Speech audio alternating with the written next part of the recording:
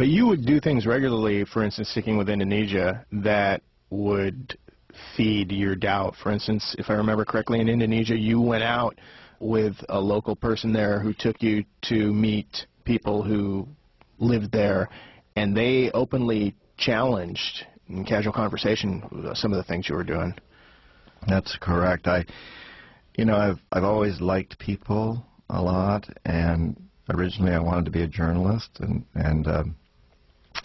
I was a Peace Corps volunteer. I loved being with the people. So when I was in Indonesia, this young man, his name was Razzie, who I lived in the same house as him. He lived in the guest house. His mother ran the guest house where our team lived.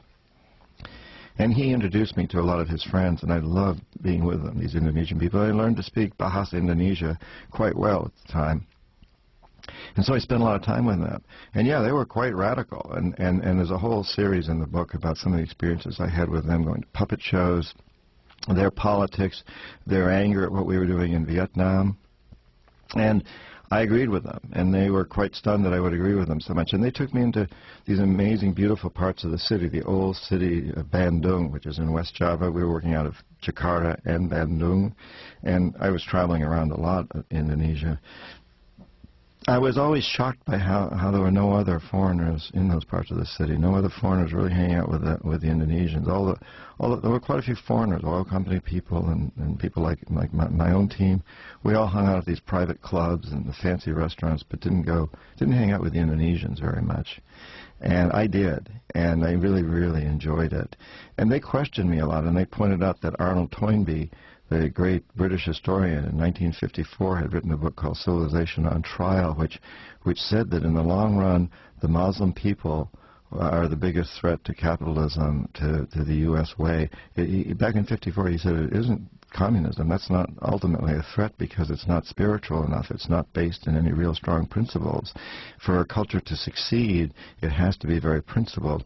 And he demised the fall of capitalism, what he called the West, because he said ultimately we won't be that principled either, and that the Islamic world would rise up because they had these strong beliefs in spirituality, and they don't believe in usury, and they don't believe in lending money.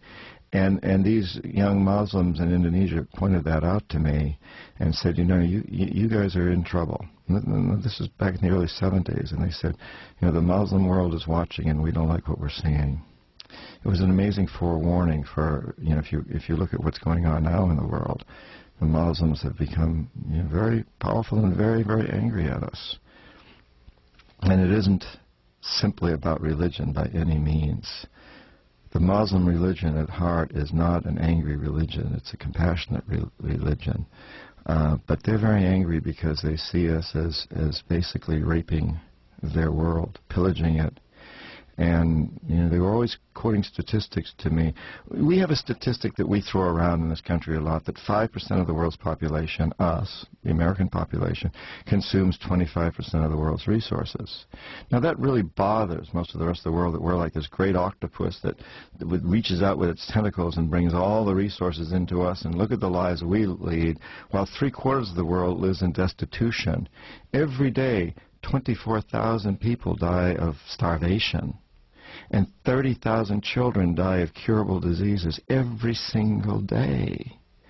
And the people who live in the places where that's happening are angry. And they see us 5% of the world's population bringing in 25% of its resources, while so many of them live tragic, destitute, miserable, suffering lives. Needlessly suffering. It doesn't have to happen. But an even more important statistic, I believe, is that of that 5% of the world's population, only less than 1% controls more of America's resources than the 90% at the bottom. So, in fact, 25% of the world's resources are being funneled into this country essentially to serve 1% of 5% of the world's population. Terribly small. It's not even a pyramid. It's like a needle going up with a few very wealthy, very powerful people sitting on the top. It's created tremendous resentment around the world. It's what's created our insecurity. I would suggest that we will never be secure in this country, no matter how many guards we have at our airports, until we decide that we're going to be a lot more compassionate with the world. And what a great thing that is to do. That will bring us the security that we need, is when we start really opening ourselves up to the world and welcoming the world as brothers and sisters who we want to share the goodies with. And back in those days in Indonesia, these young Islamic people who I fell in love with and was working with, they saw all this. They anticipated it, and they warned me about it. And it was a very telling experience for me, very moving. And yet, I was seduced. Sex, money, and power was coming my way, man, and I was gonna take it, and I did.